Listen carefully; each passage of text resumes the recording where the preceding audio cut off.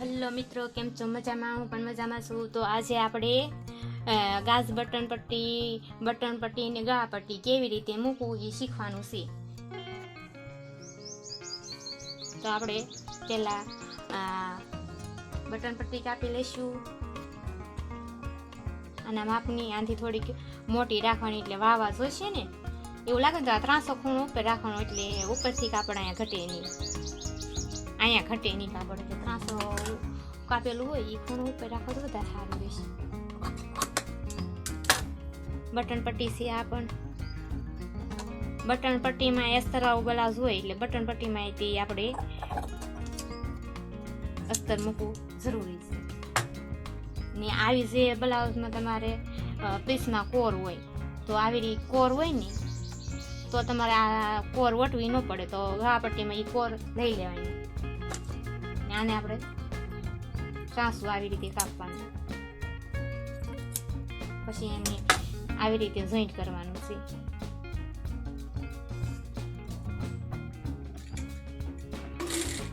સીધે સીધું નહીં આમ જોઈન્ટ કરી દેવાનું.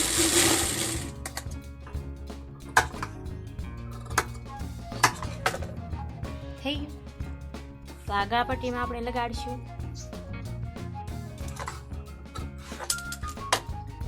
ગાસ બટન પટ્ટી ને બટન પટ્ટી બનાવી નાખશું. એને આપણે અસ્તર જોડી દઈશું.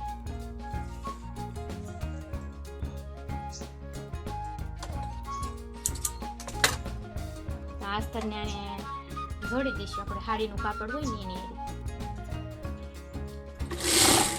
સાડીમાંથી હોય જોઈન્ટ કરી દેવાનું. તો પહેલા આપણે ગાસ બટન પટ્ટી જોડી દઈશું. તો એને આવી રીતે આપણે ઓટી લઈશું એક સાઈડ.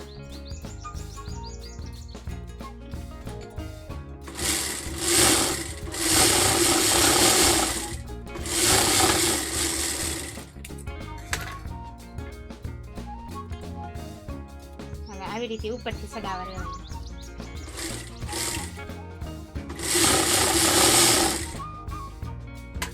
કાપડ વધતું હોય તો કાપી નાખવાનું, ને માપસરનું હોય એટલું રાખવાનું છે. આવી રીતે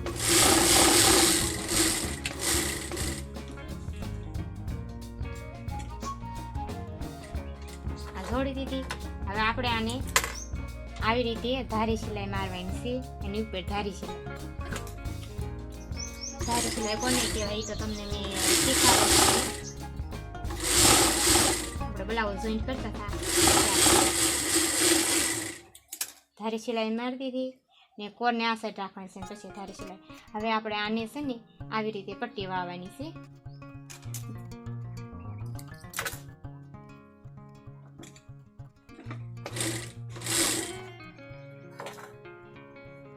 આવી રીતે જે પટ્ટીની કોર હોય ને કોર ઉપર સિલાઈ મારી દેવાની.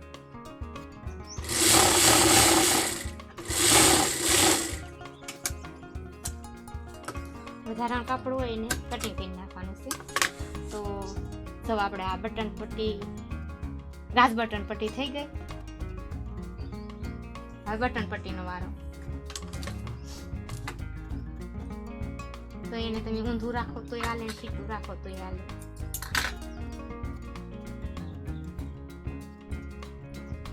આવી રીતે રાખવાનું છે. આવી રીતે ઉપરથી શરૂ કરવાનું. મૂકતી વખતે નીચેથી નહીં શરૂ કરવાનું.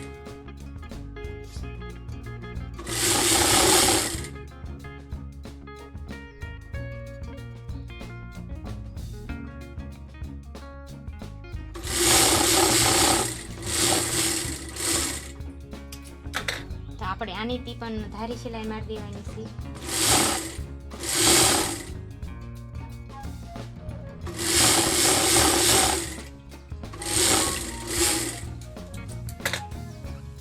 છે ને મિત્રો, આને એક વડું વાળી દેવાનું.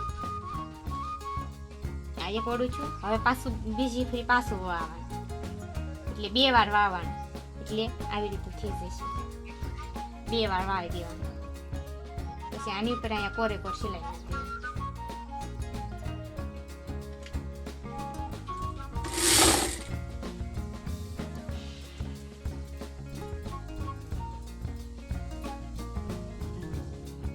બીજી સિલાઈ અડધો પગા મારી દેવાની. હંસાન પગું હોય ને એ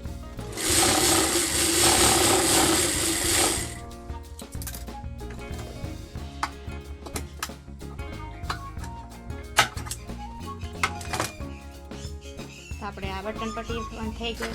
હવે ગાજ બટન પટ્ટીનો વારો છે. એની પણ આવા હાંધો મારેલો છે એ આપણે જોવાનું કે સીધો ભાગ નથી છે ને આ બે ભાગને આમ માપી લેવાના છે પહેલા કે બંને ભાગ સરખા છે એમ આવી રીતે માપ કરી લેવાનું છે. ઘણા આમાં ભૂલ કરી નાખે છે ઘણા લોકો. નીચેથી માપવાનું. આપણે ઉપર અડધો ઇંચ મોટું છે એટલું મોટું છે ને તો આપણે આને સિલાઈ મારીને કાપી નાખવાનું છે. આવી રીતે સિલાઈ મારવાની છે. એટલું મોટું છે આપણે બ્લાઉઝ મોટું નથી એટલે ગાજની પટ્ટી મોટી છે એટલે એટલું કાપી નાખવાનું. સિલાઈ મારીને કાપો તો વધારે સારું. તો બંને ભાગ અસ્તર વાળાને બે અલગ અલગ દેખાઈ ન જાય. કટ કરી નાખો. હવે બંને ભાગ સરખા થઈ ગયા છે તો હવે આપણે ગા પટ્ટી લગાડવાની છે.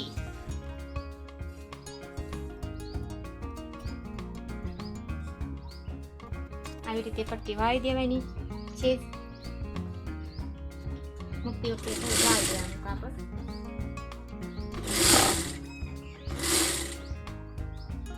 આવી રીતે છીપટા લેતા જવાના.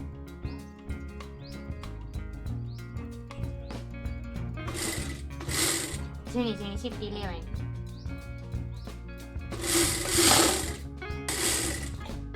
હવે પટ્ટી વાળવાનું તમને આવી રીતે આપણે પટ્ટી વાળવાની છે ને આવી રીતે સિલાઈ મારવાની છે કોરે કોર.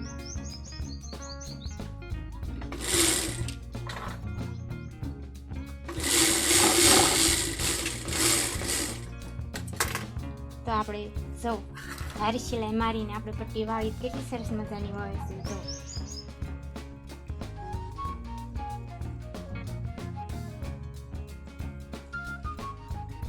ત્રણ સિલાઈનું કરવું હોય તો ત્રણ સિલાઈનું થઈ શકે છે. તો આવી રીતે ત્રણ સિલાઈ મારવાની એ પણ તમને હું શીખી દો.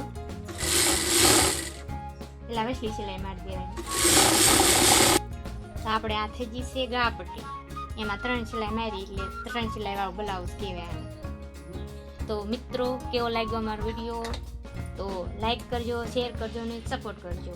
તો હવે આપણે બીજા વિડીયોમાં જોઈશું કે બ્લાઉઝનું ફિટિંગ કેવી રીતે કરવું ને બાંય કેવી રીતે લગાડવી. તો આવજો. Tata, bye bye.